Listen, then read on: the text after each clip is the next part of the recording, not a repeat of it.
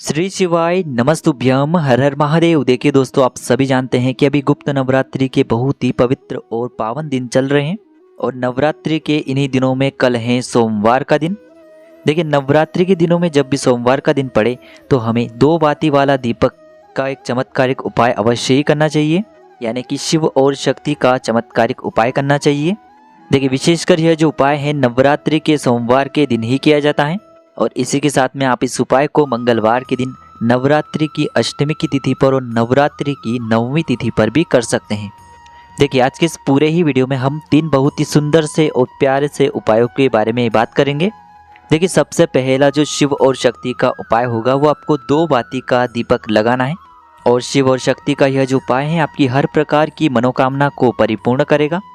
देखिए, दूसरा जो उपाय है, यदि घर में प्रेम भाव नहीं है, घर में प्रत्येक दिन लड़ाई झगड़े होते रहते हैं, ग्रह क्लेश का माहौल बना रहता है, तो दूसरा उपाय विशेषकर शिव और शक्ति का है और इसी के साथ में 1 बूंद शहद से आपको यह उपाय करना है। तीसरा जो उपाय है विशेषकर रोग मुक्ति के लिए है। यदि आपके घर में कोई भी सदस्य हमेशा बीमार रहता है, ऐसा कोई भी व्यक्ति है जो किसी भी प्रकार का रोग लेकर के बैठा है, यानी कि उसके शरीर से रोग जो है वह दूर ही नहीं हो पा रहे हैं, तो रोग मुक्ति के लिए सबसे चमत्कारिक उपाय है। ध्यान रखें, नवरात्रि के सोमवार के दिन यह उपाय आपको जरूर करना चाहिए यदि आपके घर में बहुत ही ज़्यादा रोग हैं। विशेष आपको ध्यान रखना है, इस गुप्त नवरात्रि में आपको यह मौका गंवाना नहीं है। देखिए, आज के ये जो सभी उपाय हैं पूज्य गुरुदेव की ही कथा को सुन करके और समझ करके ही आपको समझाने का पूरा प्रयास करेंगे, लेकिन उससे पहले वीडियो को लाइक करें, चैनल को सब्सक्राइब करें और कमेंट में श्री शिवाय नमस्तुभ्यम या फिर जय माता दी जरूर लिखें। देखिए, नवरात्रि के दिनों में विशेषकर हम माँ दुर्गा की आराधना करते हैं, माँ पार्वती की आराधना करते हैं, देवियों की आराधना करते हैं, लेकिन नवरात्रि में कुछ दिन ऐसे भी होते हैं जिनमें हमें शिव और शक्ति का उपाय करना चाहिए, यानी कि शिव और पार्वती की आराधना करनी चाहिए। देखिए, पहला उपाय, इस उपाय को करने के लिए आपको एक दीपक लेना होगा। दीपक आप माटी का भी ले सकते हैं और शुद्ध आटा मढ़कर उसका भी आप दीपक तैयार कर सकते हैं। तो देखिए, या तो आपको एक आटे का दीपक लेना है या फिर आपको मिट्टी का दीपक लेना है।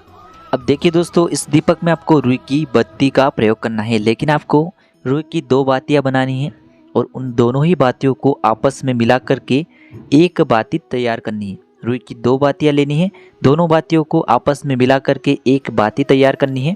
अब देखिए, ये जो 2 बाती की एक बाती आपने तैयार की है, इसे इस दीपक के अंदर आपको डाल देनी है। देखिए, जब भी आप 2 बाती वाला दीपक लगाते हैं तो इससे आपके जीवन के सारे संकट दूर हो जाते हैं, क्योंकि यह जो बातियां हैं विशेषकर शिव और शक्ति की बातियां हैं, यानी कि 2 बाती हैं, यानी कि एक बाती शिव की है, एक बाती माँ पार्वती की है। देखिए, कई लोग पूछेंगे कि शिव जी को तो गोल बाती का दीपक अर्पित किया जाता है, तो नहीं, यह दीपक विशेषकर हम नवरात्रि के दिनों में लगा रहे हैं, इसीलिए इस दीपक में हमें लंबी बाती का ही प्रयोग करना है। विशेषकर शिव और शक्ति का यह उपाय है, इसीलिए हमें 2 बातियों की एक बाती तैयार करनी है। एक बाती आपको तैयार करनी है और इसी दीपक के अंदर आपको शुद्ध घी डालना है। अब देखिए, शिव और शक्ति वाला यह दीपक तैयार करने के बाद जो भी आपके घर के आसपास भगवान शिव का मंदिर है वहाँ पर आपको इस दीपक को लेकर के जाना है। देखिए, यह दीपक विशेषकर आपको प्रदोष काल के समय में, यानी कि सूर्यास्त से 45 मिनट पहले और सूर्यास्त के 45 मिनट बाद में ही लेकर के जाना है। आप चाहें तो संध्या काल के समय, यानी कि जब भी सूर्यास्त हो जाए उसके बाद भी इस दीपक को लेकर के जा सकते हैं। देखिए, शिव मंदिर पहुँचने के बाद सबसे पहले तो आपको अपना जो मुख है वह उत्तर दिशा में रखना है और इसी के साथ में जो दीपक की बाती है उसका मुख भी आपको उत्तर दिशा की ओर ही रखना है। इस प्रकार से उत्तर मुखी होकर के इस दीपक को आपको भगवान शिव के सामने ही प्रज्वलित कर देना है और आपकी जो भी विशेष मनोकामना है इस दीपक को शिवलिंग के सामने प्रज्वलित करते समय बोल देना। आपकी जो भी मनोकामना होगी वह महादेव और माता पार्वती की कृपा से निश्चित ही परिपूर्ण होगी। तो विशेषकर यह जो उपाय हैं आप नवरात्रि के सोमवार के दिन या फिर नवरात्रि की अष्टमी, नवमी या फिर सप्तमी या फिर शुक्रवार के दिन कर सकते हैं। विशेष मनोकामनाओं की पूर्ति के लिए शिव और शक्ति का यह चमत्कारिक उपाय आपको अवश्य ही करना चाहिए। अब दोस्तों, हम जान लेते हैं गुरुजी द्वारा बताए गए दूसरे उपाय के बारे में।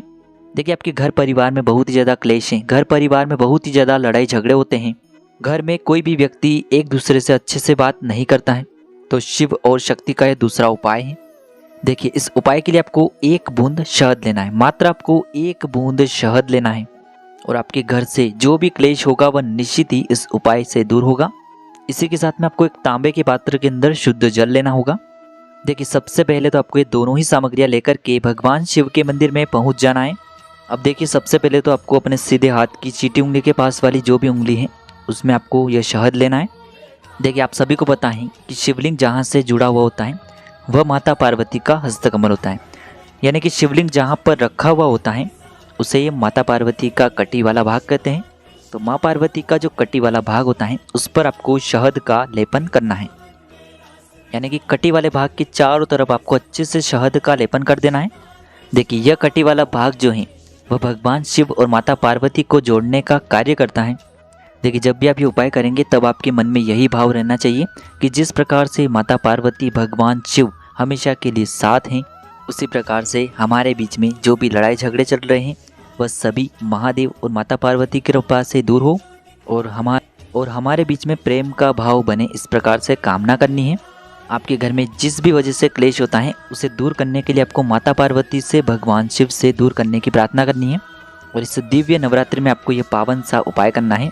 अंत में जो आप 1 लोटा शुद्ध जल लेकर के आए थे तांबे के पात्र के अंदर, उसे भी आपको धीरे धीरे शिवलिंग पर अर्पित कर देना है। श्री शिवाय नमस्तुभ्यम इस मंत्र का जाप करते हुए। तो इस प्रकार से आपको ये दूसरा उपाय कर लेना है। विशेषकर यह उपाय भी आप रात्रि में भी कर सकते हैं। रात्रि में यदि उपाय करते हैं तो आपके लिए सर्वोत्तम होता है। अब दोस्तों हम जान लेते हैं गुरुजी द्वारा बताए गए तीसरे विशेष और अंतिम उपाय के बारे में। देखिए यदि आपके घर में भारी से भारी रोग उत्पन्न हो रहा है तो उसे दूर करने के लिए केवल नवरात्रि में ही किया जाने वाला है सबसे चमत्कारिक उपाय है। देखिए आपको माटी का एक तिलक लगाना है उस रोगी व्यक्ति को और आपके घर के जो भी रोग हैं वह दूर हो जाएंगे। देखिए इस उपाय को करने के लिए आपको एक तांबे के पात्र के अंदर सबसे पहले तो शुद्ध जल लेना है। अब देखिए इसी के साथ में आपको कड़वे नीम लेने हैं। देखिए नीम के पत्ते जब भी आप तोड़ेंगे तो आपको ध्यान रखना है सूर्यास्त से पहले ही आपको ये नीम के पत्ते तोड़ लेने हैं। देखिए बहुत ही विशेष उपाय है। इस उपाय को आप नवरात्रि में किसी भी दिन कर सकते हैं। देखिए आपको जो कड़वे नीम के पत्ते हैं उसमें से 2 पत्ते उस पात्र के अंदर डाल देने हैं। अब देखिए इस पात्र को आपको जहाँ भी वह रोगी व्यक्ति सोता है, शयन करता है, वहाँ पर आपको इस पात्र को ढक कर के रख देना है। देखिए यदि रोगी व्यक्ति स्वयं इस उपाय को कर सकता है तो वह भी कर सकता है, या फिर घर का कोई भी सदस्य इस उपाय को कर सकता है। देखिए जैसे ही वह रोगी व्यक्ति इस सुबह उठेगा तो उसे आपको अपने हाथों से एक बेलपत्र उस पात्र के अंदर डलाना है। देखिए यह जो बेलपत्र है उस रोगी व्यक्ति से ही आपको उस पात्र के अंदर डलवाना है। अब उस रोगी व्यक्ति को इस पात्र से स्पर्श करवा करके आपको उस रोगी व्यक्ति के शरीर में जो भी रोग हैं उसे दूर करने की कामना करनी है। अब देखिए इस पात्र को लेकर के आपको पहुंचना है नीम के वृक्ष के वहाँ पर। देखिए दोस्तों ये जो नीम का वृक्ष है यह वही होना चाहिए जिसमें से आपने नीम के पत्ते उस पात्र के अंदर डाले थे। तो उसी वृक्ष के नीचे आपको ये जो जल है इसे अर्पित कर देना है। जैसे आप ये जल नीम के वृक्ष के वहाँ पर अर्पित करेंगे तो जो मिट्टी है वह थोड़ी सी गीली हो जाएगी, और ये जो मिट्टी है थोड़ी सी आपको लेनी है और उस रोगी व्यक्ति के मस्तक पर आपको इस मिट्टी से तिलक कर देना है। जो भी व्यक्ति इस प्रकार से नवरात्रि के दिनों में यह उपाय करता है तो उसके जीवन से सारे रोग समाप्त हो जाते हैं। कड़वा नीम विशेषकर कड़वा होता है, और कड़वा नीम जो होता है वह दुखों को हरने के लिए होता है। तो इस प्रकार से यह उपाय आप नवरात्रि के 9 दिनों में से किसी भी एक दिन करके देख लेना। आपके शरीर में या फिर आपके परिवार के किसी भी सदस्य के शरीर में जो भी रोग हैं वह समाप्त होंगे। तो दोस्तों इस प्रकार से आज के इस वीडियो में हमने आपको सोमवार के दिन किए जाने वाले 3 महा उपाय बताए हैं। जो भी आपके लिए उचित हैं उसे आप कर सकते हैं। श्री शिवाय नमस्तुभ्यम। हर हर महादेव।